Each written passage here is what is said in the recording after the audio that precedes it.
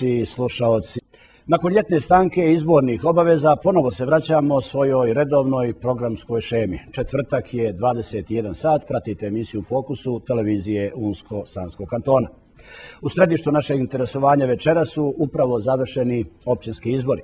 Prebrojavanje glasova i objava službenih rezultata su pred nama, ali je većina pozicija manje više poznata.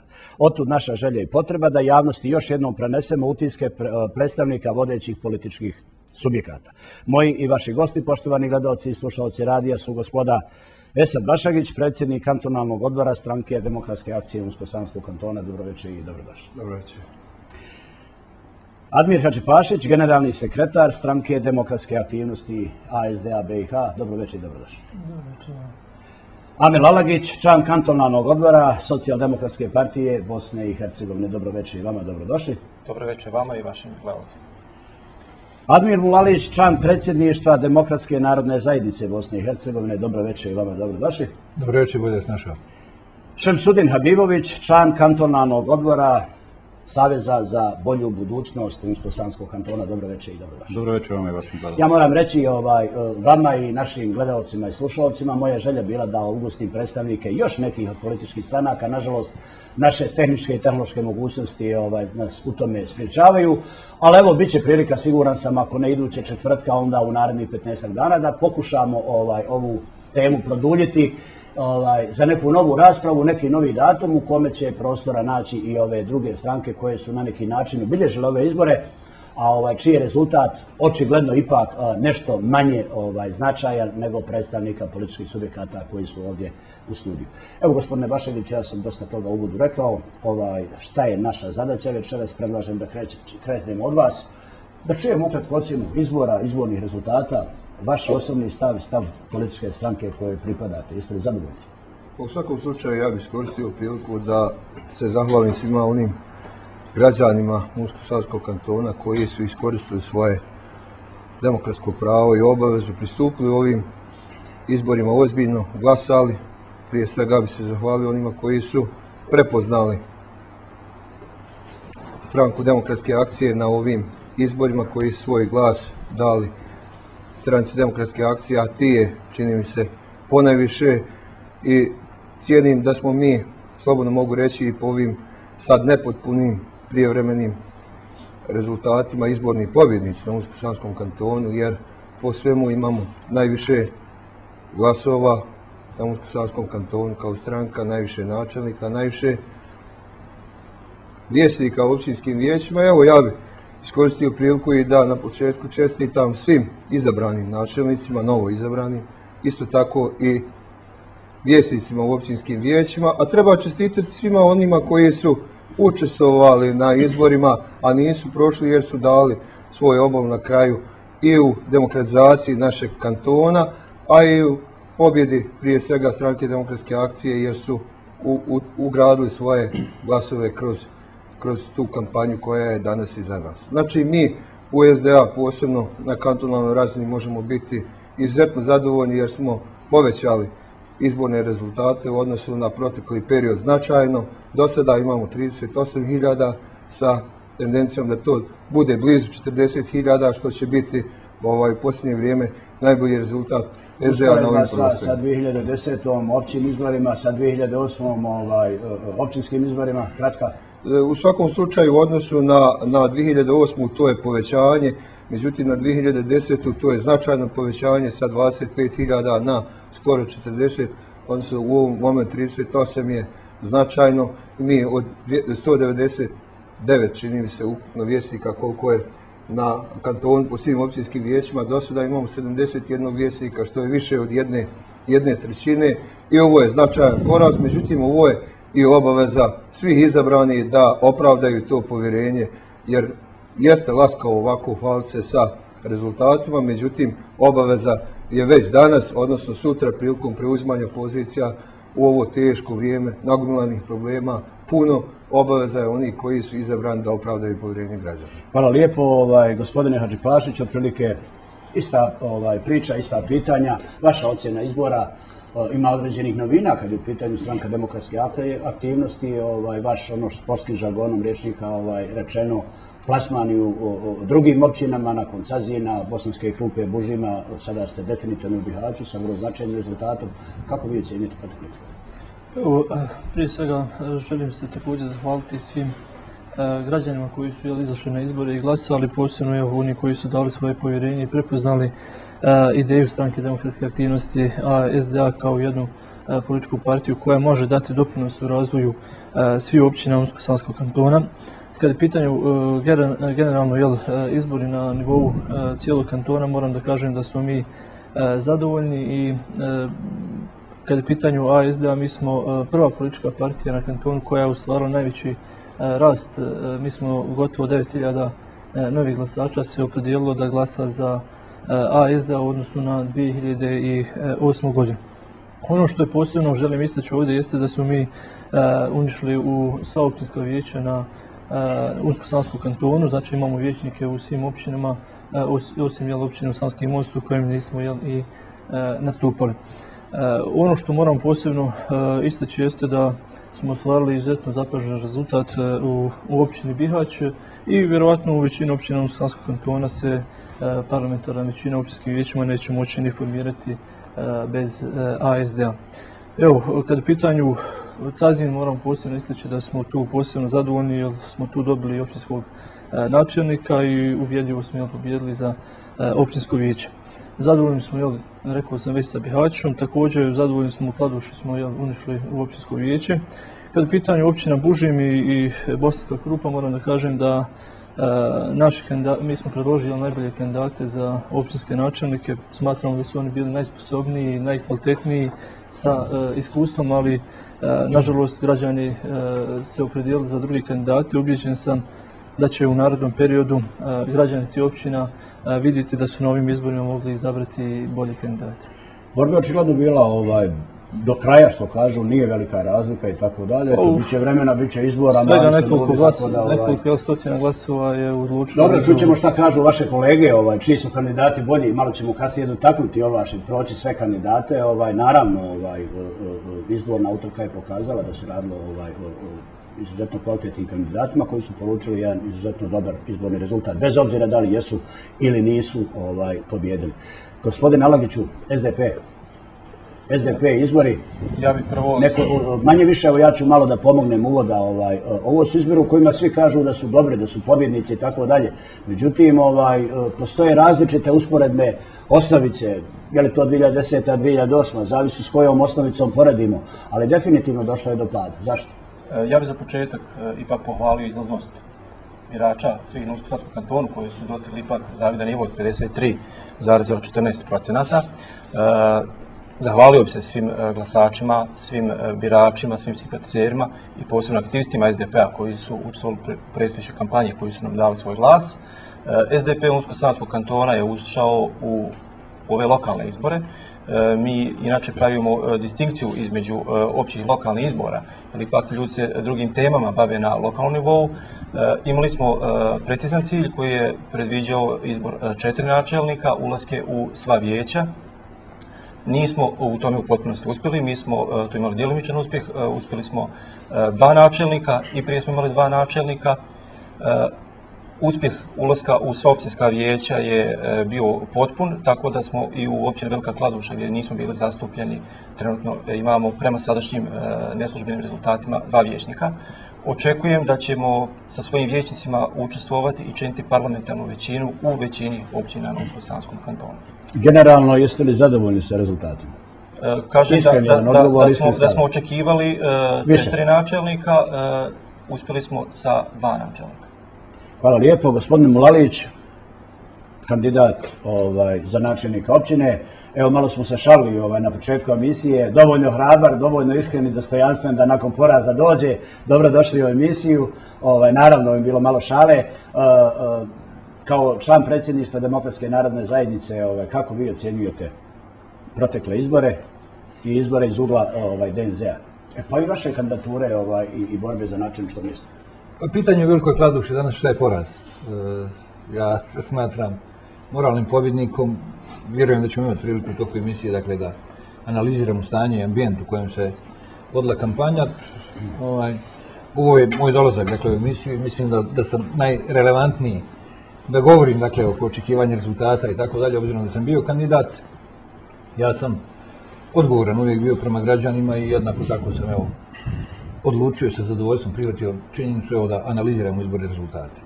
Ako pravimo analizu ovu globalnu na nivou države, sjetit ćemo se da smo, evo, do prije 10 dana govorili da će lokalni izbori sve riješiti, raspetljati krizu u nivou države i tako dalje, a svi smo u sebi ili oni koji se imalo bave analitikom tom političkom znali da će stanje biti isto.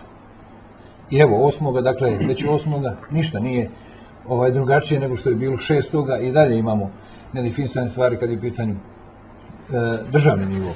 Jednako tako, nažalost, imamo situaciju u federaciji koja nije jasna i jednako tako imamo nejasnu situaciju kod nas na kantonu.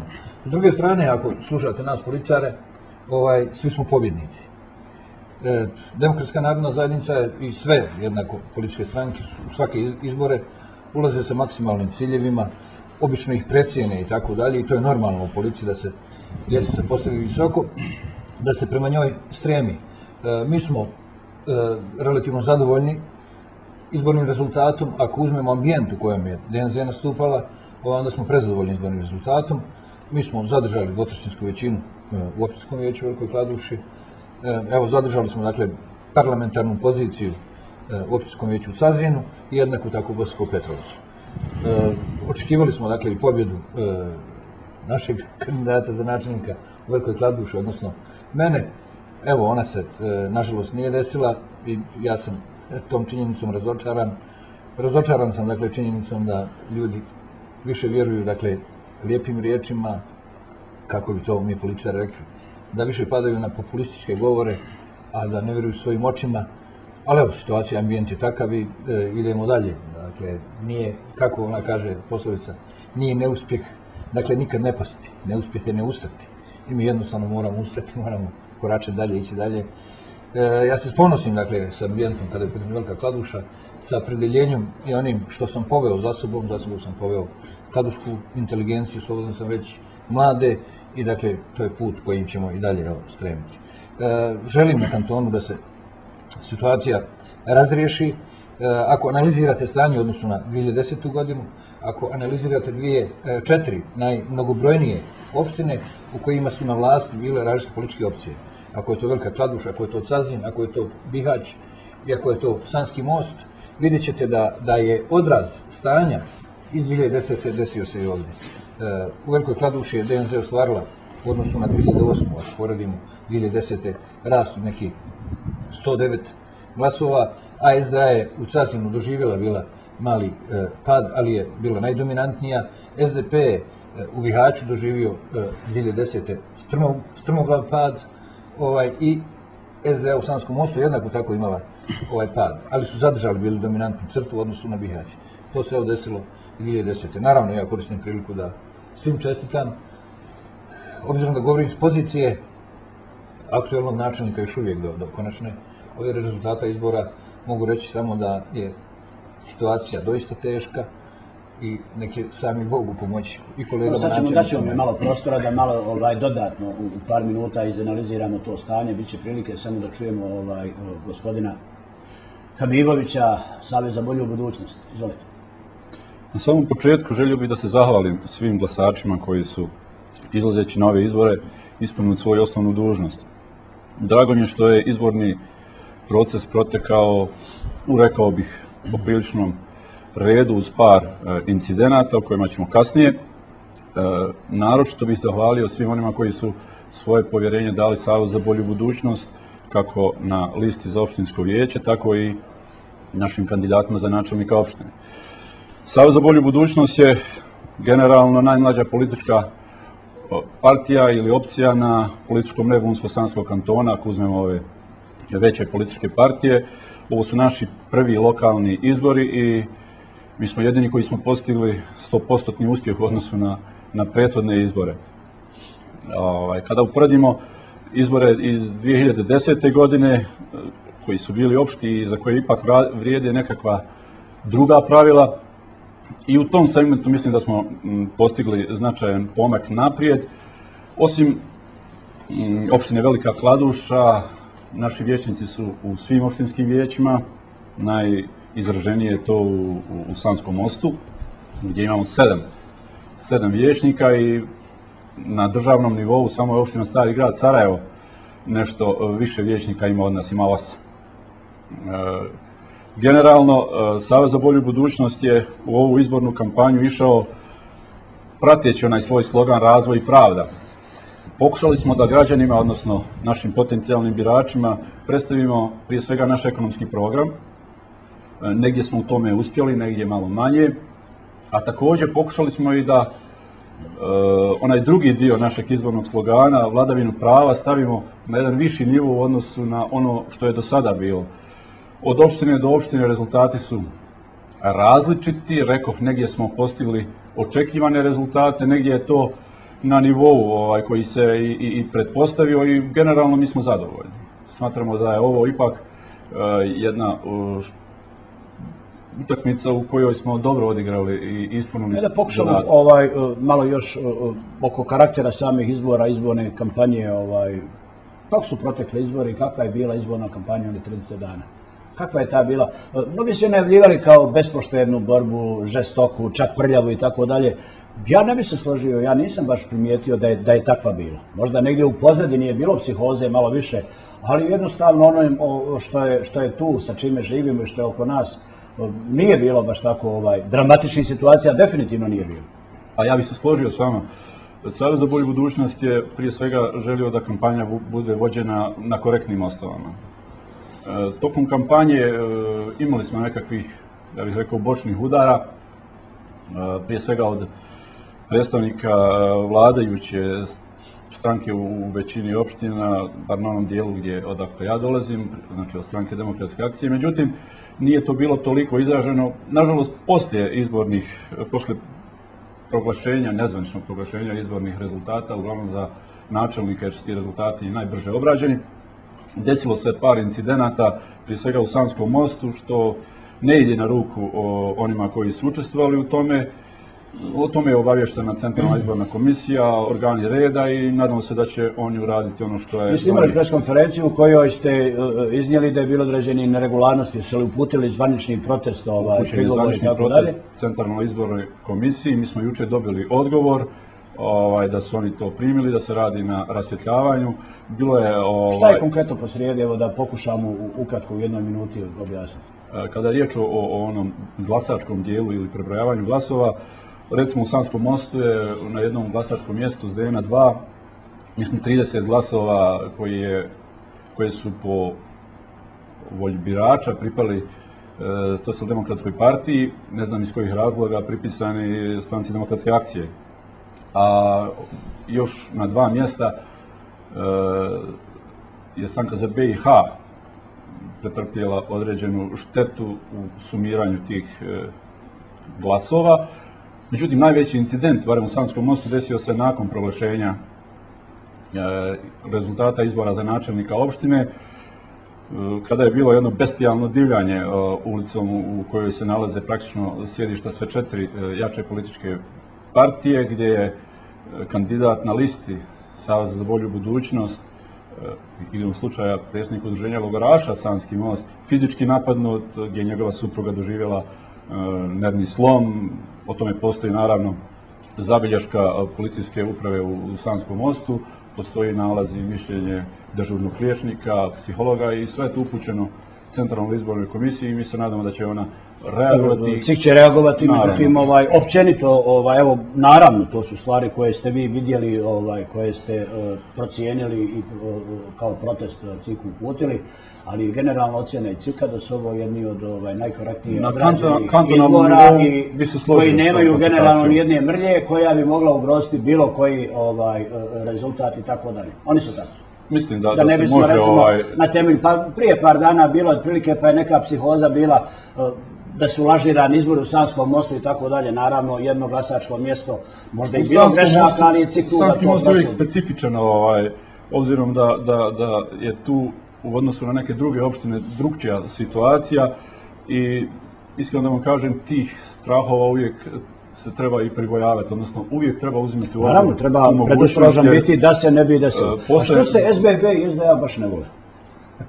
Ovdje je malo manje, ali recimo na nivou Bosne i Hercegovine definitivno nisu jedni drugima. Savez za bolju budućnost nema a priori nikakav negativan stav ni prema jednoj političkoj opciji. Ja sam malo našalio, ali definitivno određeni rivaliteti, čak iznad rivalstva između te dvije političke stranke postoji otkako je SBB. Mi pokušavamo da vodimo zdravu političku borbu i uglavnom se pri tome služimo svim sredstvima koja su u nekakvom dozvoljenom nivou. Ne idemo, što kažu, udarcima ispod pojasa i ja mislim da će tako i da ostane. SDA? Da nije avaz... Zavisi gdje je pojas u kojoj visini.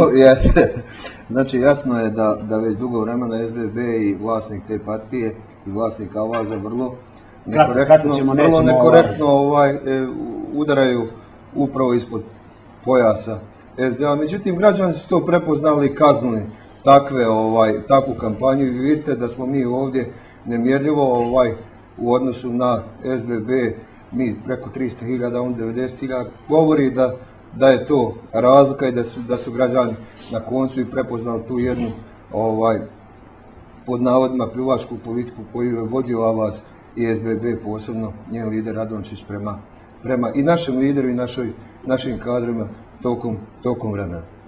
Međutim, evo, ja se ne bi na to usredsredio, ja bi ipak ovdje izvio činjenice da smo mi kao stranka pobjednici u glavnom gradu ovdje nakon dugo vremena u Bihaću, gospodin Emda Kaljašević, kojem ja zaista ovdje još jednom javno čestitam na briljantnoj pobjedi i pobjedi za općinsko vijeće je najveća pobjeda jer na koncu Bihać je glavni grad i demografski i kulturološki i ekonomski i svakako drugoj. Najbitnije, čini mi se da je moj kolega Hamdo jednom rekao ko vlada Bihaćem, vlada krajinom. Evo, znači ovi izbori su pokazali da su građani prepoznali da je SDA ta koja može više, može bolje i ja se zahvaljujem posebno ljudima koji su iz Bihaća, koji su dali svoje povjerenje stranci.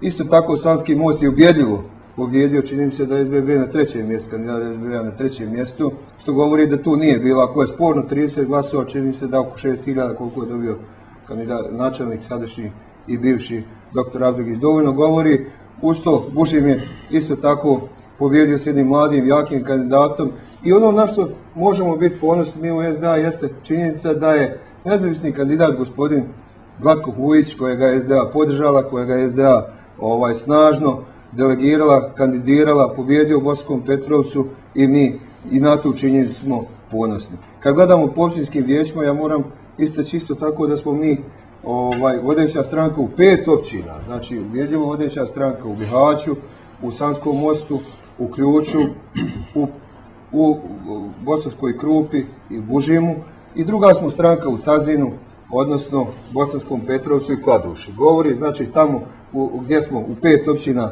broj 1 sa najviše poslanika u općinskim vijećima, odnosno općinskih vijećnika i druga smo, nismo nigdje treća ili četvrta kao što je to riječ.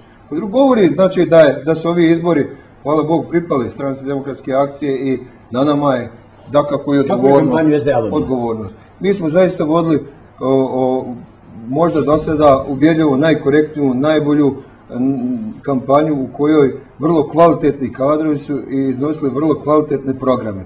I narod je prepoznao te programe, ja moram istaći da su oni bili svugdje kvalitetno popraćeni naši skupovi, kvalitetno prepoznati i na koncu čini mi se ovo što je moj kolega Admir govorio, da mi kao najveća stranka imamo i najbolje kadrove u tom kvantitetu, znači kvalitet je siguran i mi smo zaista ponosni na sve ono što smo činili i uradili u ovom proteklom periodu. Čini mi se da je ta kampanja, kad bi sad analizirali po biračkim mjestima je ovo, kad bi analizirali Cazin, koliko je SDA potrošila para za kampanju? Ja moram reći ili približnih rezultata? Da smo mi do sada, nemamo tačne podatke, međutim općinski su izbori, općinske organizacije su vodile kampanju i vodile financiranje te kampanje. Mislim da smo mi imali jednu od do sad najskromnijih kampanja u poređenju sa kolegom do mene. Mislim da je to 10-struko manje i na tu činjenicu smo ponosni da smo svojim kvalitetnim kadrovima i kvalitetnim programima prepoznati i dobili povjerenje. I to povjerenje svakako u narednom periodu smo obavezni. Je li ASDA 10-struko više potrošila od SDA u Cazinu, kako kaže gospodin Baš, ili je ovako malo istrkano, figurativno bilo? Gledajte, znači kada je u pitanju kampanje koje su vodile u poređenju SDA i ASDA, mislim da to je neuporedivo. Znači stvar SDA je u kampanji potrošila više miliona maraka, govoreći znači na čitavoj Bosni i Hercegovini, a s obzirom da je njima... U Bosni i Hercegovini su mnoge političke stranke potrošile više miliona maraka, to je naravno, ne samo SDA nego mnogi. U poređenju s tim, znači ASDA nije ni blizu toga. Pogotovo znači ne u Cazinu i ne bi se apsolutno složio sa gospodinom Bašegićem da smo mi toliko sredstava potrošili, s obzirom da je SDA-u strateški cilj bio Cazin i sve su svoje snage iz čitave BiH uložili da u Cazinu pobjede ASDA, ali evo mi smo svojom fair play igrom, fair play kampanjom pokušali da iznošenjem prije svega podsjećajući građane općine Cazina ono što smo radili u proteklom periodu i iznoseći svoj program rada za naredni period dobili uvjerljivo povjerenje građana općine Cazin. Moram da kažem da smo mi bili u Cazinu izloženi jednoj žestokoj kampanji, prije svega to je dolazilo od strane SDA, ali i ostali političkih partija, s obzirom da su svi bili u Cazinu udružili da podrže gospodina Turmanovića, da pobjedi Ogrešića, znači nije se to desilo, ali su svi bili u tom fazonu da svi protiv Nermina i u tom pravcu nisu štedili apsolutno ni sredstava, niti kritika, niti na račun ASDA i Nermina Ogrešića. Složio bi se sa gospodinom Bašegićem da politika kritikovanja ne urodi plodom, tako evo i u Cazinu to građani su kaznili na ovim izborima. I ono što sam propustio reći u prvom izlaganju jeste da mi, kada je pitanju ASDA, iako smo unišli u sva općinska vijeća, ne možemo biti zadovoljni sa rezultatom u Ključu i u Bosanskom Petrovcu. Smatram da smo tamo mogli napraviti daleko bolji rezultat. I evo na kraju ću ovog svog izlaganja i čestitati svim izbornim pobjednicima, općinskim načelnicima i onim koji su izabrani u općinska vijeća. Iskreno se nadam da će opravdati povjerenje koje su dobili od naših građana. Ti rivaliteti nekako su uvijek bila priča oko tog skidanja i stavljanja plakata. Ja to ovako, čini mi se da obični građani to najbolje su vidjeli. Najviše novca su zaradili štampari. Štampajući bjesomučno te plakate koji su preko noći na banderama mijenjali svoje vlasnike i tako dalje i tako dalje. Je li tako bilo i u Cazinu? Kada je pitanjem Cazinu, vi ste mogli vidjeti da su nije bilo, koliko sam primijetio, nije bilo ljepljenja plakata preko drugih, ali jeste bilo uništavanje džambo plakata ASDA, prije svega naše kandidata za načelnika gospodinaOgreševića, i to su građani mogli vidjeti da su gotovo svi džambo plakati bili uništeni u 2 navrata. Štampari su očigledno trljali ruke i mislim da su dobro zaradili na cijelom prostoru, ne u samo kantona nego Bosne i Hercegovine, to je naš duh, bosanski mentalitet. Emisari idu po noći, cijepaju, lijepe druge i tako dalje. Gospodine Alagić, ovo malo čas, gospodin Bašegić, kako ono reče, on je parafrazirao gospodina Lipovaču iz jedne druge prilike, ko vlada Bihaćem, vlada Krajinom. Bili se složili s tim i šta planira, šta namjerava činiti SDP da sačuva svoju poziciju, da je osnaži i da još jednom izanalizira ovo postojeće stanje na izborima. Prvo, normalno, mi ćemo izanalizirati kompletno stanje kada dobijemo potpune rezultate. Međutim, očito je da smo mi u Bihaću od 2004. visoko digli ljestvicu prema građanima spram usluga koje smo njima omogućili i na neki način zbog kompletne krize, recesije u koju je ušla država, u proteklom periodu nije se uspjelo na tom nivou uraditi projekata koje su građani očekivali. Vjerujem i smatram da se dosta odrazilo na općinu Bihać februarska dešavanja koja su bila prisutna na području Unsko-sanskog kantona SDP-a, unutarstranačka previranja koja su bila, što se desilo nesmotreno od strane pojedinaca. Mi smo prešli preko toga unutar SDP-a, međutim, očito je da su građani... Ostavili traga. Da je to kod građana ostavilo traga i da su na neki način to pokazali na ovim izborima. Ko će vladati Bihaćem, to je sad isto tako diskutabilno pitanje, pošto su ingerencije načelnika općinskog vijeća propisane i različite, određene su i statutima općina. Ja vjerujem da ćemo mi u skladu sa nekom matricom koja bi bila najnormalnija i najfunkcionalnija, da isti nivo imamo na federalnoj vlasti, kantonalnoj i općinskim nivoima, jer bi u suprotnom dolazilo do sporijeg razvoja pojedinih općina gdje bi postojao različit nivo odlučivanja. Smatram da sasvim dovoljno ima parlamentarne većine koja je već čini na kantonu da bi i u većini općinskih vijeća mogla na taj način funkcionisati i na taj način gurati svoje projekte, provoditi svoju politiku, na kraju krajeva i odgovoriti svojim biračima sa kvalitetnim projektima koji će biti podržani od strane kantonalnih i federalnih organa. Vidjet ćemo, ja sam planirao da kažem jedan blok, odnosno jedan taj naš set da vidimo da li je bilo, vi ste već na neki način pokazali kako su razmišljanja oko budućeg ustroja odnosa unutar općinskih vijeća. Ko vlada Velikom Kladušom? DNZ vlada Velikom Kladušom. Pa gledajte, prvo na prethodno pitanje kolegi iz SBB-a koje ste postavili oko vašeg zaključka da je kampanja bila fair, korektna i tako dalje, ona je Velikoj Kladuši bila sve osim to. Kampanja u kojoj su korištena nevjerovatna sredstva monstruoznih laži, prevara, tračeva, koje i danas evo se dešavaju. Ja da spremajući se da krenem u ovu emisiju, zove me prijatelj, kaže, je li istina da si išamarao ovog novog izabranog načelnika, što je naravno notorna laž i ne znam čemu to vodi. U Velikoj Kladuši se nisu birala sredstva, dakle, u ovom srazu koji se dešavao i doista jedna monstruozna, nevjerovatna situacija i jezik za koji sam ja bio siguran da je prošlost u Velikoj Kladuši. S druge strane, o stanju u Velikoj Kladuši su govorili ljudi koji najmanje znaju u Velikoj Kladuši. Ja sam vrlo često, kao, evo, upozoravajući ljude i želeći, dakle, probuditi taj regionalnu dimenziju svima nama, upozoravao ljude u ranijim kampanjama da u Veliku Kladušu, da u Krajini iz Sarajeva dolaze po poreze, vojnike i glasove. Mi imamo sad novu dimenziju u Velikoj Kladuši, da nama iz Hrvatske, dakle, dolaze, dakle, turisti, turistički vodiči, šalju nam kandidate sa poštom i dolaze, dakle, dođu u Veliku Kladušu, iskukaju nad kladuškom sirotinjom, sve to lijepo detektuju i tako dalje, sjednu u bijesna auta i ona je ovdje u Karlovac, ona je u Zagrebu, ona je u Rijeku, ona je u Opatiju, ona je u široku Rijeku i sjete se kladuške sirotinje. Dakle, tek kad dođu ponovo. Dakle, jedan ambijent nevjerovatan, ambijent u kojem su... Taj ambijent poručuje rezultat, to je definitivno. Gospodin Behrić je osvojio koliko Pa ja očekujem, dakle, prvo da se objave konačni, definitivni rezultati izbora. Gubitnik se u svakoj prilici hvata za slamku i ne želimo ovdje, dakle, ništa na tu temu govoriti. Imamo određena saznanja, dakle, da su angažovani eksperti u određenim, dakle, mahinacijama, mašinerijama i tako dalje. Naravno, to će utvrditi institucije koje jesu, koliko utvrde da je sve fair, korektno, čestitat ćemo. Ja sam čitavu kampanju vodio istinu.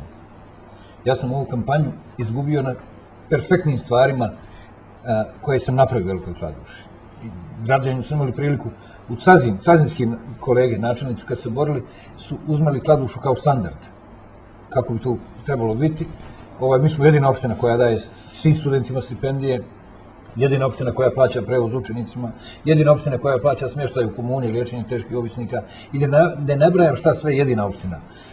U ovih 8 godina mog mandata osigurali smo 41 milion maraka ulaganja u infrastrukturu, u vodovodni sistem i tako dalje, u varijanti kad je prosječni budžet opštine između 6 i 7 miliona. Na tim stvarima sam ja izgubio izbore. Ljudi ne žele slušati istinu. Ja ne mogu ljudima reći, nisam mogao izaći i reći, palimo motore, dovećemo rakete, idemo na mjesec. Ja nisam mogao doći pred ljude i reći, ja ću zaposliti 1.500 ljudi u Santexu, Grupexu, u Siemensu i tako dalje. Ljude skupe na njivu, kaže, mi pokrećemo, mi otvaramo i tako dalje. Ljudima to godi uhu, ne godi istina.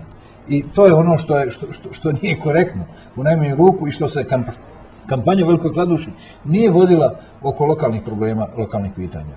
Dođe se u Veliku Kladušu, kaže, u Kladuši je stanje stravično. Ja sam ljude upozoravao, pa imate svoje oči, vidite kako je.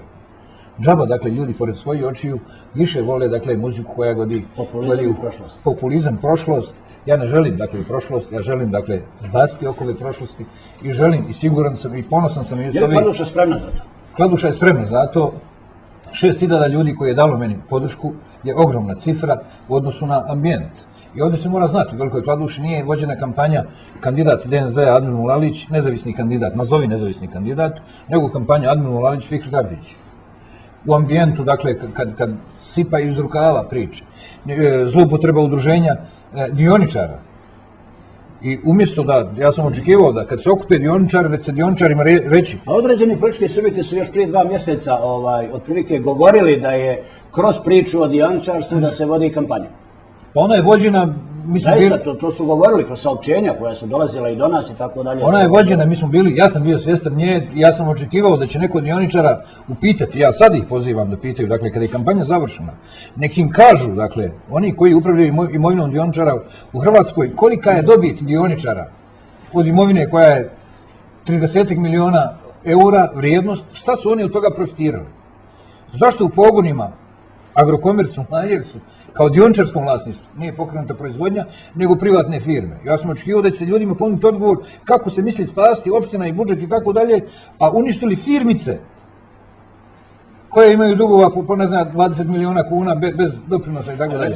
Ali ljudi neće to pričati. Hoće li biti sada pritiska na općinsko vijeće, na stranku koja je, vi ste rekli, osvojila 2/3 većinu unutar vijeća i tako dalje. Gospodin Dolić je u jednoj intervju za BHT1 u noći izbornoj, tamo negdje iza ponoći, ja sam to malo pomno pratio, istina upakovan jednu izjavu dao u kojoj kaže da je sljedeći korak otprilike, odnosno usmjeren konkretno od Abdića prema DNZ-u, kongres i tako dalje i tako dalje. To je na neki način preuzimanje unutar interesa u vijeću. Ovo je moja slobodna procjena, da se razumijemo, nije ni vaša, ni stranke. Mislim da će u Velikoj Kladuši biti najinteresantnija parlamentarna većina. I da će ta parlamentarna većina biti garancija stabilizacije stanja u Velikoj Kladuši i ovoga puta o kojem sam ja govorio, za kojeg sam se zalagao. Dakle, mi smo na to spremni. S druge strane, nas očekuju unutarstranački izbori. Mi smo zbog pojedinaca 3 puta odgađali kongres i on je sad spreman. Naravno da, siguran sam da će predsjednik stranke, gospodin Dolić, dakle to je jedini isključivi predsjednik stranke, koji ima sva ovlaštenja statutom, poduzeti određene mjere, a vidimo da mnogi političari širom Bosne koji su nezadovoljni stanjem, poduzmu i mjere, uvode povjereništva i tako dalje. Siguran sam da ni DNZ nije daleko od toga i u tom smislu da će se desiti jedno prestrojavanje unutar naše stranke i nama je ona itekako potrebna. Mi je u situaciju, i to moram reći, mi je u situaciju i da nismo imali, mi bi ju morali izmisliti. Iz razloga što se nakupilo svega i svačega. Ja se ponosim što nisam na strani onih ljudi, dakle, koji su tamo bili, a sa debelim dosejima i tako dalje, da ne govorimo onima koji nisu ovdje. Mi smo imali situaciju da je u kampanji, nazovi nezavisnog kandidata, učestvovao bivši ministar iz vlade kantona. Ministar koji je vodio o javnim financijama kantona, zavio kanton u crno i sad grcaju dugove i on nudi izlaz u Velikoj Kladuši kroz nezavisnog kandidata, a samo ga upoznao. Rukovao se s njim, rekao ja se zovem tako i tako, ti taj i taj, i on nudi. Čovjek koji je nudio, išao u Ameriku pa kaže klagija je naš izvozni proizvod, pa jeleni lopatari, pa ne znam ja i tako dalje. Ja sam 2 puta imao gosta iz japanske ambasade, traže ga, pokrao neke strojeve što je bilo za sušenje voća u Cazinu, bili pripremljeni gore i on kad čuje Japanci da su došli, njega japanska buba ne može stići, ufati i tako dalje. To su ljudi koji nude boljitak i to su ljudi su spali na priču u Velikoj Kladuši. Ja sam siguran da taj daljinski neće funkcioniti na način kako je to zamišljeno i ko je god ovo napravio, dakle ne želi dobro ni Velikoj Kladuši, ni djeci, ni on djetetu koji je doveo ni budućnost Velikoj Kladuši. Ja sam uvijek imao problem, što sam govorio, dakle, u lice uvijek i nikad nisam dao, ako je nešto bijelo, da se kaže da je crno. Biće prilike da o problematici, odnosno u toku tom postizbornom u Velikoj Kladuši, biće prilike da se još razgovara. Ja moram samo reći da, evo, malo smo, vi ste imali određeni prostor. Vaš protukandidat koji je pobjedio na izborima, gospodin Edin Behrić, nije imao taj prostor, međutim mi smo ga, kao i ostale medijske kuće, nebrojeno puta nudili. On još uvijek, ja mislim da se nigdje nije oglasio, nigdje nije pojavio, nigdje nije dao izjavu. U nekom narednom vremenu pozvat ćemo i njega pa ćemo razgovarati. Kladušani su izabrali Đaka Vreću. Njegov Kladuš niko ne poznaje. Eto, prilike, to je taj dio priče. Idemo dalje, idemo ponovo u Savski most, odnosno Savez za bolju budućnost na nivou kantona. Šta je presudilo izborni rezultat u vašem slučaju i slučajevi ostalih političkih subjekata? Ja bih se samo malo referisao na ovo što je rekao gospodin Vašević. Samo izvolite. U Savskom mostu, koliko ja znam, Stranka demokratske akcije u izbornu kampanju, i tako je bilo do kraja kampanje, ušla bez ikakvog programa. i oni su to javno i priznali. Na kraju kampanje, znači pred same izbore, pojavila se nekakve stavke od 18 tačaka gdje su nabrojani ono čime su oni praktično išli među narod, a to je nešto malo asfalta i nešto malo školskih igrališta po onim mjesnim zajednicama gdje su oni imali jaku bazu. I to je istina. Znači, u jednoj emisiji u kojoj sam ja učestvovao na lokalnoj televiziji, kandidat Stranke demokratske akcije to i rekao. Bukvalno ili doslovce je rekao, mi smo u ovu kampanju ušli bez ekonomskog programa, mi ga u razgovoru sa našim potencijalnim biračima gradimo. Malo čudno, Savez za bolju budućnost nije tako ušao u ovu izbornu kampanju, nego smo prvo napravili program, a onda smo to ponudili građanima. Dalje, što se tiče ovih sredstava koja su potrošena u izbornoj kampanji, o čemu su kolege govorile, jedino Savez za bolju budućnost je u ovoj kampanji koristio vlastita sredstva. Znači, mi nismo bili nigdje stranka koja je participirala u opštinskim vijećima, nismo mogli da participiramo sredstva budžeta. I ja znam da je u Sanskom Mostu SDA potrošila nekoliko stotina hiljada maraka u tu izbornu kampanju, da su to sredstva Stranke demokratske akcije ni pojada, nego su to opet budžetska sredstva. Budžet opštine Sanski Most je preko 12 miliona maraka. Vi tamo imate nekoliko institucija koje u toku izborne kampanje uglavnom se stave u funkciju Stranke demokratske akcije. No, to je tako kako je bilo i ja sam ubijeđen da više nikada biti neće, što pokazuje i sadašnja situacija u Sanskom Mostu. Što se tiče ovih uništavanja plakata, bilo je toga i kod nas. Ja se sjećam kad je dolazio gospodin Tihić da su naše plakate koje su bile izložene u blizini mjesta gdje je održavan taj skup, bestijalno uništene, pokidane i definitivno se zna ko je to i uradio. Tako da je bilo je tih elemenata koji baš i ne mogu ići na čast nekim pripadnicima Stranke demokratske akcije prije svega. Imali potrebe za kratak odgovor, ali samo kratak, pa ćemo onda dalje. Mene su prije ove emisije zvali moji prijatelji Savskog Mosta i upravo su rekli da je SBB izbacio 4 traktorske prikolice nekih letaka u Preljević, Prelijepu, Sanu i traže da se to pokupi, da to ne radi komunalno preduzeće. Znači, nije ovdje, medalja ima dvije. Dobro, ja bi ovako da možemo tako 3 dana, je li traktorska prikolica, je li freza, je li tačke i tako dalje, ali generalno, evo ja ću ne kao novinar, nego i kao novinar i kao građanin, samo svoja zapažanja koja vidim u jednom gradu i ovlašu par drugih, nema ko kome da neko nekome nije cijepao plakate. Zaista, ne postoji, nijedan politički subjekt nije čist, da njihovi aktivisti ili neko u njihovo ime pozvan ili nepozvan da nije kome cijepao plakate i da ne bismo oko toga previše trošili riječi. A ne bi se ja baš složio s tim. Ja čak imam... Imamo sam općina, vjeru, evo ja ću imamo fotografije gdje su pripadnici Saveza za bolju budućnost u nekoliko slučajeva, a te fotografije nisu zabilježili naši aktivisti. Doduše nije se radilo o Stranci demokratske akcije, nego mislim Stranci za BiH, gdje smo plakate koje su bile napola pale popravljati čak. Znači, ja sam ovo namjerno pomenuo samo iz jednostavnog razloga, manje bi se trošilo novca. Definitivno, jer tvrdim da su najviše, evo ja opet iz pozicije medija, mediji su jako loše prošli na ovim izborima, bukvalno su 2 politička subjekta trošila kontinuirano, ali vrlo skromno kroz kampanju, vrlo skromno, ali kontinuirano.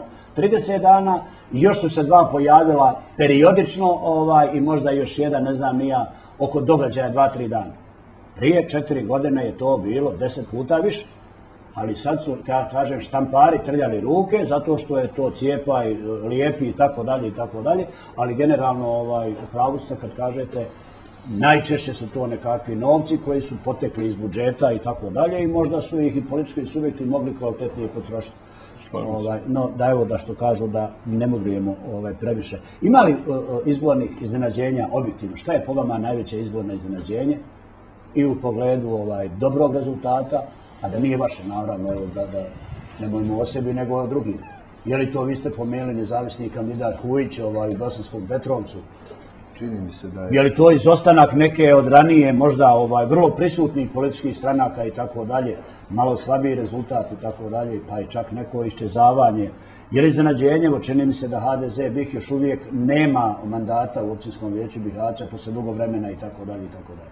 U svakom slučaju ja sam pomenuo ime i prijezme novog načelnika u Bosanskom Petrovcu, Zlatka Vujića, koji je po meni prije početka kampanje bio politički outsider, da bi na kraju bio izabran uz našu podršku i podršku drugih političkih subjekata, ali to je po meni može se svrstati u iznenađenja. Od ovih političkih stranaka koje nisu zabilježili dobar rezultat, možda je tu stranka za BiH koja je po meni nešto lošije na ovim izborima prošlo. U svakom slučaju to je HDZ i ono što je nosilo ime SDA, pa čak i ovi moje kolege, sa prefiksom A, prošlo je fantastično. Tako da, narod je prepoznao snagu. Mislim da je ta snaga u svakom slučaju, ne samo ovdje, već i na nivou države SDA, i sama cifra od 300.000 glasova govori da ovdje apsolutno nema dileme ko je izborni pobjednik. Međutim, ja ne želim hvalisati se, već reći da je to i obaveza, jer zaista ovo vrijeme u kojem živimo govori da se moramo tome okrenuti. Na početku emisije apsolvirali. Ima li iznenađenja ovim izborima, a naravno da ne govorimo, evo gospodin Bašević, ja reče nemojte svoju stranku, međutim čovjek, to je tako, ali vi izvan, evo recimo vašeg izbornog rezultata koji vjerovatno po vama nije iznenađenje, ali je definitivno dobar, ima li neko iznenađenje u pozitivnom ili negativnom smislu? Možda smo mi za neke iznenađenja, ali mi smo kontinuirano radili i pokušali smo da u proteklih 4 godine od formiranja ASD-a pokažemo da stanje na našem kantonu može biti drugačije što danas jeste. Smatram da su građani to prepoznali. Znači, mi nismo pobijedili u svim općinama, ali u svim općinama smo ostvarili zapažene rezultate, što nam daje obavezu da i dalje radimo još bolje i još više kako bi popravili i naše rezultate. Je li vam neprijatno iznenađenje poraz Halilovića u Bosanskoj Krupi? Pa da vam iskreno kažem, mi smo očekivali pobjedu naših načelnika i u Bužimu i u Bosanskoj Krupi, ali evo za svega nekoliko stotina glasova izmakle su te pobjede i Bužimu. Može se to promijeniti? Ali evo, iskreno se nadam da će u nekom narodnom periodu oni ipak pokazati da su bolji kandidati. Je li, gospodine Alaviću, plasman ili ulazak ASDA u općinsko vijeće Bihaća iznenađenje? Pa oni su i u proteklom periodu imali... Osigurala se, ne veram, prosto 3 ili 4 mandata u Bihaću. Pa za sad je 3. 3, pa da, tako je, to je neka računica. Svak pridodaje još jedno, pa će kasnije smanjivati, ali obično političke stranke kad govore dodaju malo više, ali bolje sa manje, kasnije će ako bude bolje radovati, oprosti. ASDA je već samim svojim formiranjem dobila u općinskom vijeću Bihaća. Ona je bila i prije 4 godine, ali nije ni prišla, što kažu, ali sad je to jedan vrlo značajan rezultat. Značajan rezultat, međutim oni su imali dobar rezultat i na prošlim općim izborima. Nadam se da će imati kvalitetan rad, isto tako njihovi vijećnici, da će pomoći da Bihać ide naprijed, da nestaje, da se završe svi projekti koji su započeti, koji su ogromni, koji neki od tih projekata jednostavno nisu, zbog svojih rokova koji se moraju ispoštovati, nisu mogli krenuti. Na primjer, projekat KFV-a koji je 17,5 milijuna eura, njega je potrebno realizirati u predstojećem periodu. Potrebno je izvršiti formiranje sanske regionalne deponije gdje općina Bihać treba da isto igra tu ulogu i tu smatram da će oni dati svoj obol svemu. Što se tiče nekih iznenađenja, ja bih ipak rekao da su pojedine male stranke pokazale dosta solidne rezultate. Imamo E5 koja je ušla u nekoliko općinskih vijeća, mislim 2 da su ušli. Stranku penzionera umirovljenika imamo u Bužimu, što je baš za mene iznenađenje. Vrlo su aktivni bili. Tokom kampanje je vrlo aktivni. Samo su se u 2 općine pojavili u Ključu i u Bužimu i uspjeli su jednoga vijećnika da izbore. Lično... HDZ BiH. HDZ BiH isto je... HDZ 9.0 moguće da će izbaciti jednoga. Mislim da su tome najbliže. HDZ BiH će teško da uspije da dobije vijećnika u općini Bihać. Ja bih iscrtao da mene lično iznenađuje loš rezultat koji je doživio Ermin Hajder, naš kandidat u Bosanskom Petrovcu, jer znam koliko je gospodin Hajder napravio u Petrovcu. Šta je razlog njegovom, evo, zaista njegovom Pa evo, porazu? i ovdje je kolega... Treći, četvrti, Treći je bio.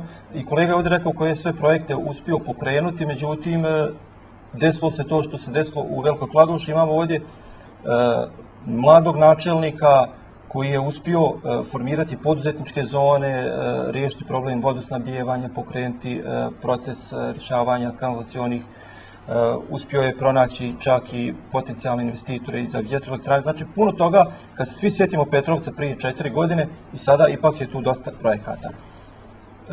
Lično tu sam, znači ovdje kao građanin govorim da sam očekivao da tu daleko bolji rezultat postigne gospodin. Je li taj njegov loš plasman rezultat opet, odnosno posljedica unutarstranačkih previranja unutar SDP-a, jer ogranak ljudi koji su se odvojili u Bosanskom Petrovcu bolje su plasirani od vas. Ja mislim da je čista SDP ima par procenata glasova više u Bosanskom Petrovcu nego li SDP.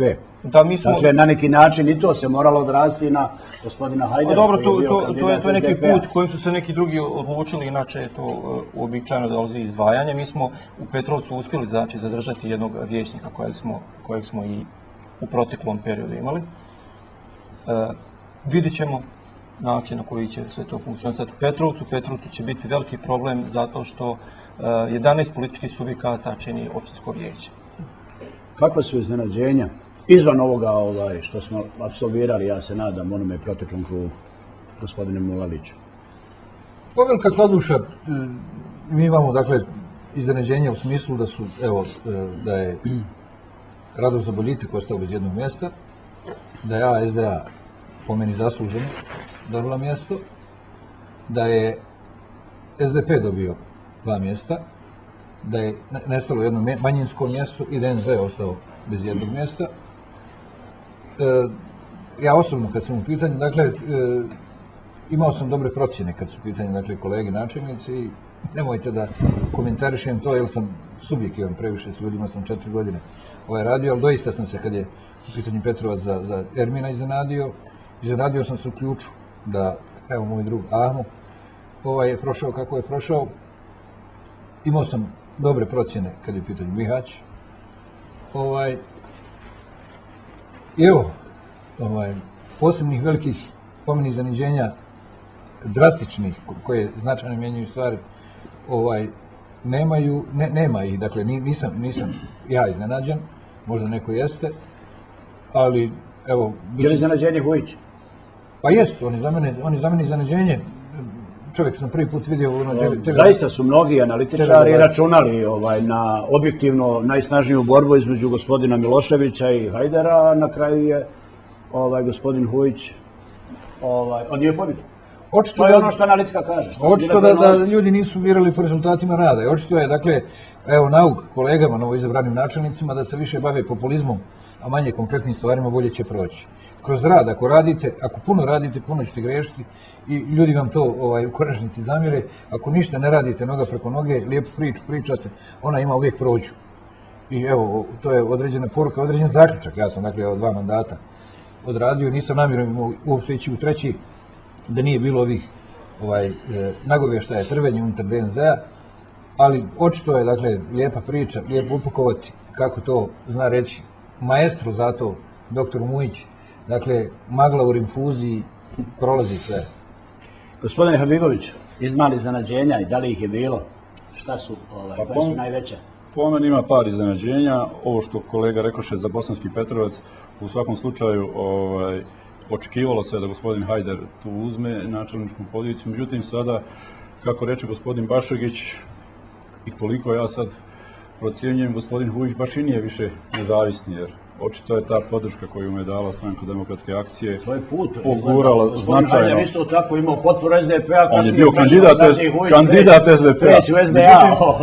Po meni veće iznenađenje, ali ne s moje tačke gledišta. Dobro, šalimo se malo, ali jedno zapažanje. Vi ste rekli da ste mu dali podršku, što ne znači da je njihov član. što će reći da ima i određene kontrasmjerove nakon toga. Iznenađenje ne za mene, ali vjerovatno za Stranku demokratske akcije u Sanskom Mostu je to da Stranka demokratske akcije tamo više nema apsolutnu većinu. Kako sada stvari stoje, Stranka demokratske akcije u Sanskom Mostu će otići u opoziciju, iako postoje pokušaj da se ta TD koalicija tamo formira. Međutim, u tom slučaju Stranka demokratske akcije će napokon otići u opoziciju u Sanskom Mostu, što je dobro. Dobro je da neke stvari se pogledaju iz jednog drugog ugla. Ja se nadam da će kolege iz Stranke demokratske akcije izvući nekakve korisne pouke iz svega toga i da će sljedeća izborna kampanja biti drukčija i da će njihovi rezultati nakon toga biti drastično smanjeni, iako je, recimo, u Sanskom Mostu načelnik Avdegić premoćno pobijedio. Međutim, znate, morate imati dobru saradnju općinskog vijeća i načelnika da bi projekti koje načelnik predlaže i prošli.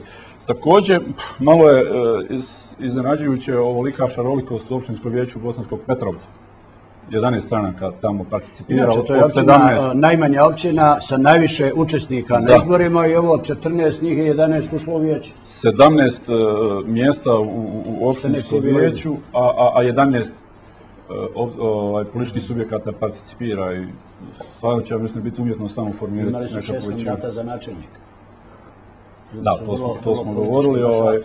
Ne prolaze gospodina Hajdara je očito iznenađenje. Šta je, ukratko, samo, hajde pokušamo pa ćemo onda imati još nekih 10-15 minuta do kraja. Šta je po vama obilježilo ove izbore? Ja sam, razgovarajući, malo analizirajući nemoguće pravilo izvući. Da neko kaže ovo su izbori gdje je narod kažnjavao one koji su na vlasti. Nije. Negdje su ostali isti, negdje su se mijenjali, negdje su, evo konkretno, SDA preuzima načelničku poziciju od SDP-a, SDP je u ključu preuzima od SDA. Tačno. U ključu SDA u vijeću ima većinu. Nema pravila. Definitivno, šta je po vama to što je... Ne postoji pravila, ovdje ima nekakvu kombinatorika je zaista... Gdje se jasno vidi da se ništa jasno ne vidi.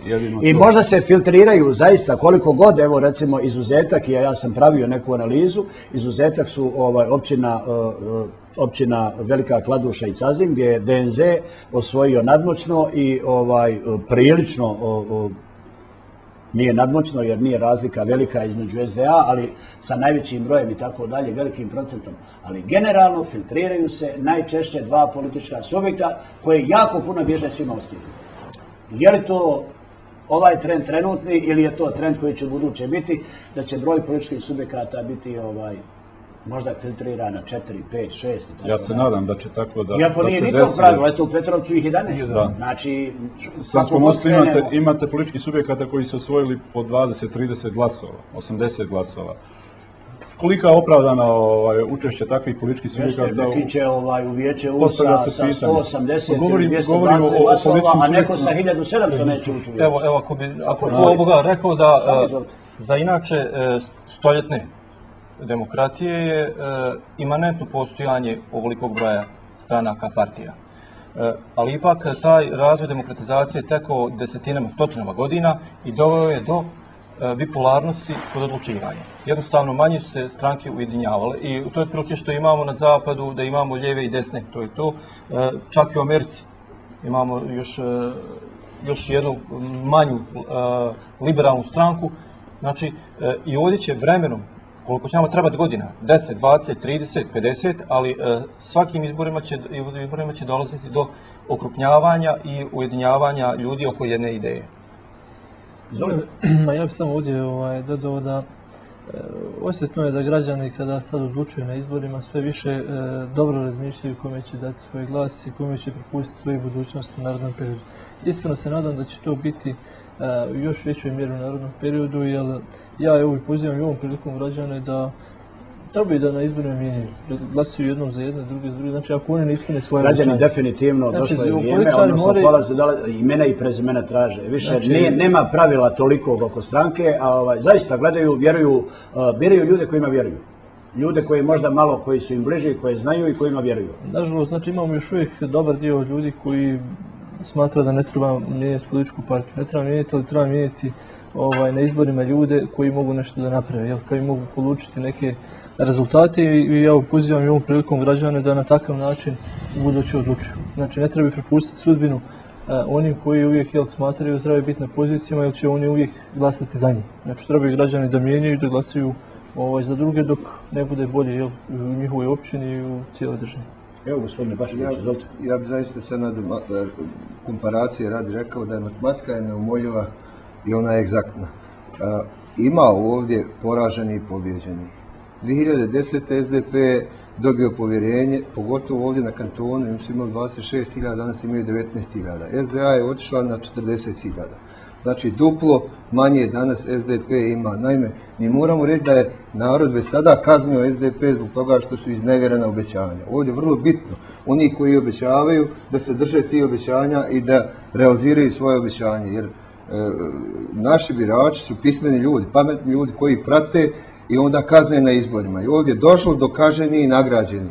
I u kontekstu ovog poređenja ne mogu se porediti Bihać i Ključ. Uz puno uvažavanje, načelnik je u Petrovcu, u Bihaću, u Kladuši, u Bušimu, međutim nije isto pobijediti ovdje i ondje. Prema tome mi imamo ovdje jasan stav građana koji se opredijelili da jedne kazne, drugima daju povjerenje i da kažu da imaju više povjerenja u jedne u odnosu na druge. I to su ovi izbori na kraju pokazali, to je večeras potvrdio i Zlatko Komšić gostujući u Dnevniku D kada je rekao da je SDP iznevjerio sva ona obećanja koja je 2010.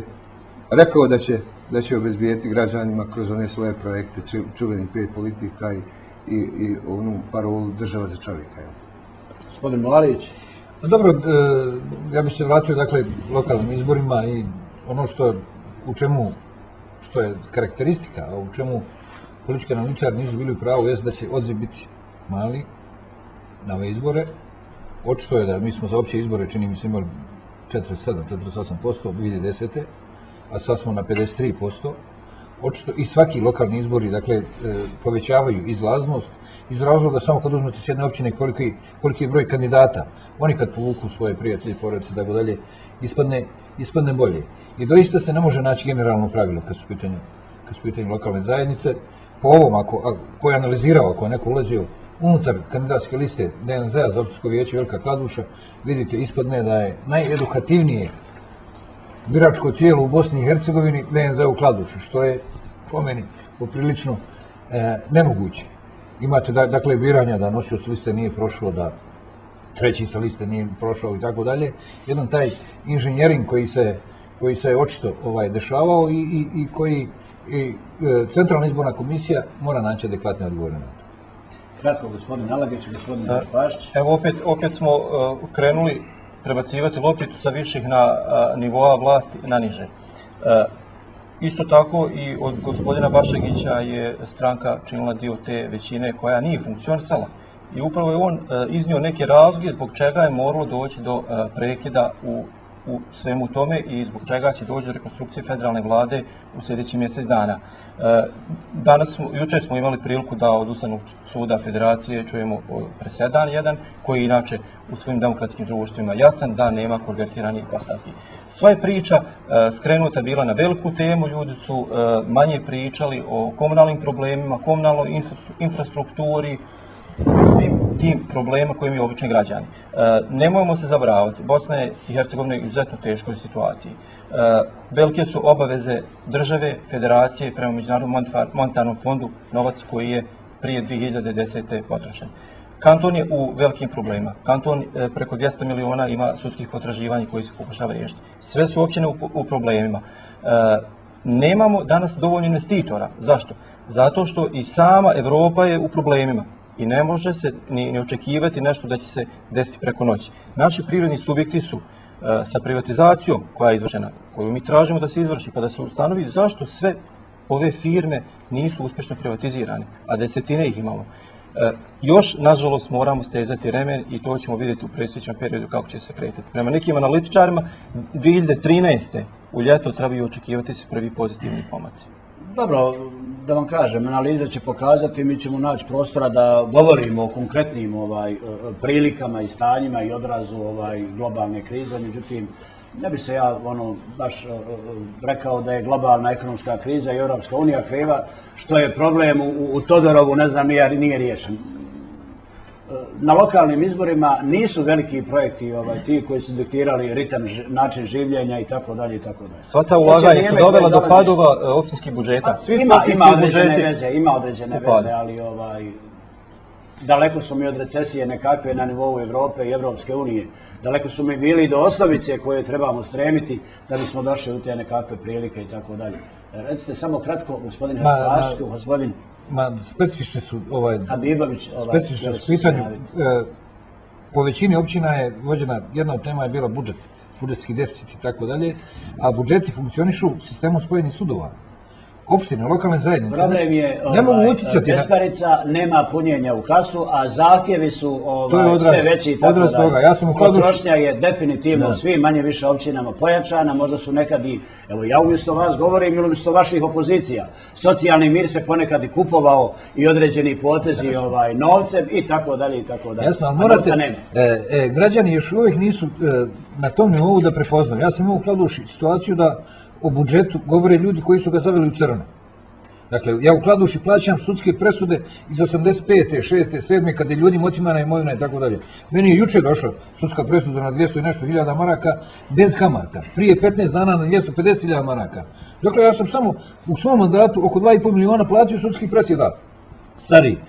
Ali to čovjeka ne zanima. Jednostavno, to su situacije, dakle, nedovoljno je prostora bilo u kampanji otvoriti ljudima oči, pokazati pravo stanje.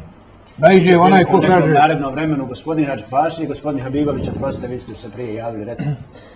Ja sam, evo, moram se vratiti unazad, mislim da ipak na ovim izborima kod pojedinih političkih subjekata dominirale su neke opće teme, a manje one koje se tiču lokalne zajednice, iako su građani trebali da odlučuju za općinsko vijeće i načelnika. Neupitno je da je SDA ostvarila dobar rezultat na Unsko-Sanskom kantonu, oni u poređenju sa 2008. godinom bolji za negdje, znači oko 4.500 hiljade glasova, odnosno na 2010. je nešto bolje, ali lično smatram da je celokupna situacija na državnom nivou pogodovala da SDA ostvari bolji rezultat. Smatram da je SDP uspio završiti rekonstrukciju vlasti na federalnom i državnom nivou, da SDA ne bi tako baš dobro prošla na izborima. Kampanju Zore pokušala dići na jedan viši nivo, što baš nema veze i uporište sa stvarnošću, znate. Umjesto ekonomskih programa bilo je riječi o tome kako su oni jedini zaštitnici ove države, bez njih država propada.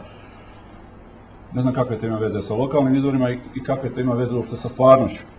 Dalje, kada je u pitanju izlaznost ovim izborima, i tu imamo šarolikost. U Bužimu je, ja mislim, preko 60% izlaznost, dok je u Sanskom Mostu 36,02%. Što je 36,02%? Izašlo je 11.600 ljudi, što je za oko 1000 i nešto više nego protekle izbore, iz prostog razloga što Sanski Most postaje pust grad. Po nekim procjenama, oko 15.500 ljudi samo živi u Sanskom Mostu. Realnim procjenama, to što ima 33 ili 4.000 ljudi na biračkom spisku, znači da je samo toliko ljudi izvedilo CIPS-ove dokumente. Svi su oni vani. Na ovim izborima, znači, iako je izašlo više od 1300-400 ljudi nego na izborima 2010. godine, imamo izlaznost od 36,02%. Sanski Most postaje, da vam kažem, grad duhova. Sela u Sanskoj opštini postaju starački domovi na otvorenom. Mladi sve više i više odlaze iz Sanskog Mosta. Ko ide iz sredine u kojoj je dobro?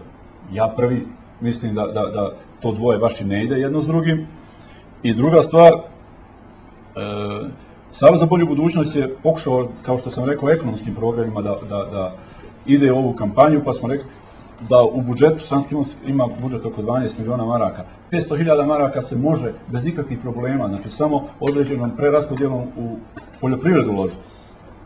I to smo mi stavili kao prioritet u svom ekonomskom programu. Dalje, u Sanskom Mostu postoji i jedan problem koji se zove 350.000 maraka koje su nestale i niko ne zna gdje su nestale. To su sredstva civilne zaštite i još uvijek nije utvrđeno gdje su ta sredstva nestala. Dakle, ne možemo govoriti o izborima koji su vođeni na lokalnom nivou, a gdje su dominirale lokalne teme. Uglavnom je to kod onih političkih subjekata koji nisu imali konkretne poteze i konkretne ekonomske programe dizano na viši nivo. I izbori 2014. su tek nešto o čemu se može govoriti u tom pogledu. Vrijeme je pred nama, evo da pokušamo sad od vas krenuti pa privodite emisiju u kraju. Da li će ovaj rezultat izborni, da li će ovi izbori, iako ja sam bio planirao da malo prođemo kroz općine pa da kažemo koliko je ko osvojio, koliko planirate mandata, međutim manje više naši gledalci i slušalci prate tu situaciju, otprilike manje više je to jasno. Iako u jednim određenim dijelovima ove naše priče nije to baš prepoznatljivo bilo, taj procenat iz vaših diskusija nije baš dovoljno bio vidljiv. Ali evo, građani znaju koliko je ko osvojio, koliko nije i tako dalje. Recite mi, hoće li ovaj izborni rezultat uticati na buduće odnose od Bosne i Hercegovine preko federacije, kantona i kako će se formirati vlast u općinama? Još je rano da se o tome konkretno govori. U Sanskom Mostu recimo imamo situaciju gdje je Stranka demokratske akcije osvojila 14. SDA osvojila 40, za sada vodi sa 42%, SDP 22%, SBB 20%, Stranka za BiH 6%. Otprilike, ja nisam zaokružio. Pa ja imam konkretne, znači po ovom obrascu po kojem se i provode izbori u Bosni i Hercegovini, znači to je ova Sendlagijeva formula. U Sanskom Mostu Stranka demokratske akcije ima 14%, SDP i Savez za bolju budućnost po 7 mandata, Stranka za BiH 2 i SNSD 1 mandat. To ukupno čini 31 mandat i kao što sam rekao u Sanskom Mostu će doći do prekompozicije vlasti. Imaćemo situaciju da je... Znači li to da ste vi pregovarali s nekim? U Sanskom Mostu mi i inače na kantonu držimo da trebamo... Ste li pregovarali s nekim? Još pregovori nisu počeli, ali se... Ali rekli ste da će sigurno doći do prekompozicije. Ja moram biti praktičan i brz. Konkretni pregovori nisu vođeni, ali se u svakom slučaju očekuje da se u Sanskom Mostu formira jedna koalicija opozicionih stranaka koje će pokušati i uspjeti da promijene situaciju o kojoj sam malo prije govorio. To je vaša želja, ali niste počeli pregovore. Zvanični pregovori još nisu, jer naravno čeka se i iz centrala. U Velikoj Kladuši od snaga nadpolovična većina DNZ, nema šta da se mijenja. Hoće li izborni rezultat utjecati na nivo kantona? Pa neće, kada je u pitanju DNZ, sumnjam da hoće, obzirom na specifičnu poziciju koju se nalazi DNZ, bit će interesantna ova pozicija u vijeću općinskom, obzirom da smo mi čitavo vrijeme kroz kampanju imali one pojedince i kandidate za vijeće u konačnici koji su se oglušili o stranačku disciplinu, o stranački statut, svrstali na stranu protivnika političkog subjekta, za njih očekuju sankcije i u tom smislu će biti interesantna ta pozicija formiranja parlamentarne većine unutar općinskog vijeća. Jednako tako će to imati i reperkusije na poziciju u Skupštini kantona, ali evo, vrijeme je pred nama i... Smijem li pitati, vi znate listu onih ljudi koji su prošli, kako će izgledati formiranje vlasti u vijeću općine Velika Kladuša? Pa još uvijek je rano govoriti o tom. Hvala lijepo, gospodine Alagiću. Jeste li vi malo čas rekli da će, ne zna se ko će gdje vladati ili kako ono kaže gospodin Habibović, upravljati sredstvima i tako dalje i tako dalje. Biti u službi građana. Radi znači o formiranju većine u organu predstavničke demokratije, što su općinska vijeća. Kakav je sad trenutni rezultat u općini? Ja bi ipak ovdje rekao da neće se ovdje raditi pojedinačno odluke. SDP će imati principijalan stav da neće raditi od općine do općine eventualno neko formiranje većine općinskim vijećima. Mi imamo 3 mandata više u odnosu na lokalne izbore 2008. godine. Nakon ovjere i objavljivanja konačnih izbornih rezultata mi ćemo na kantonalnom povjerenstvu razmotriti sve opcije, ali kažem, smatram da je najlogičnije da se prati nivo od federacije kantona pa prema općinama, upravo zato što bi se mogla sinergija napraviti. Hoće li utjecati ovi izborni rezultati na otprilike taj odnos Bosna i Hercegovina, federacija, kanton, općina? Vidjet ćemo u predstojećem periodu. Vaša procjena? Mislim da se neće ništa spektakularno desiti. Gospodine Hadžipašiću? Pa ja prije svega mislim da općinski rezultati ni po čemu neće utjecati na stanje na nivou kantona. Ako već govorimo o toj poziciji, kad se vratimo u skupštinske klupe, tamo ćemo se prebrojati i vidjeti da je broj poslanika ostao isti kod svih političkih partija. Kad su u pitanju općine, smatram da bar u 4-5 općina na nivou kantona se teoretski ni praktično neće baš moći formirati tako lako većina bez učešća ASD-a. Mi ćemo biti konstruktivan faktor u razvoju ovih općina i daćemo svoju podršku onim najboljim projektima. Moram da kažem da do sad nismo ni s kim razgovarali u nijednoj općini vezano za formiranje bilo kakve većine. Gospodine Bašegić. Gledajte, ja moram prije grad duhova, neko je trebao iz Sanskog mosta biti. Dobro, to smo apsolvirali, da se vraćamo na te... Ružno je, mislim da Sanski most nije grad duhova, pa i činjenica da je moj prijatelj došao iz Mrkovnih grada, živio Sanski most, govori samo po sebi da je on perspektivan grad. Kad se tiče ovih izbornih rezultata, ja sam o njima nešto više govorio sam i Cazin je povećao, mi smo sa 10 na 12 vijećnika u SDA podigli to, ili ljestvicu sa 8,5 na 12,5 hiljada, čime smo ponosni. Naš kandidat Smajl Trmanović izvanredan rezultat polučio. Tako da ovi su svi parametri u korist SDA i ja cijenim.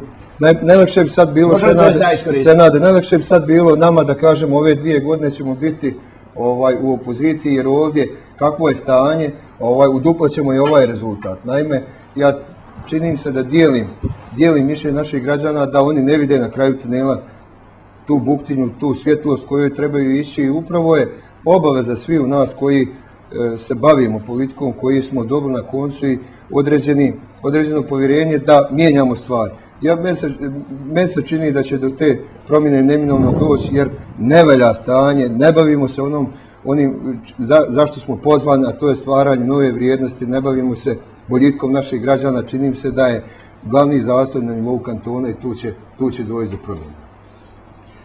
Hvala lijepo. Evo, gospodo, ja bi se, malo smo, čini mi se, čak i prekoračili 2-3 minute, ali mislim da je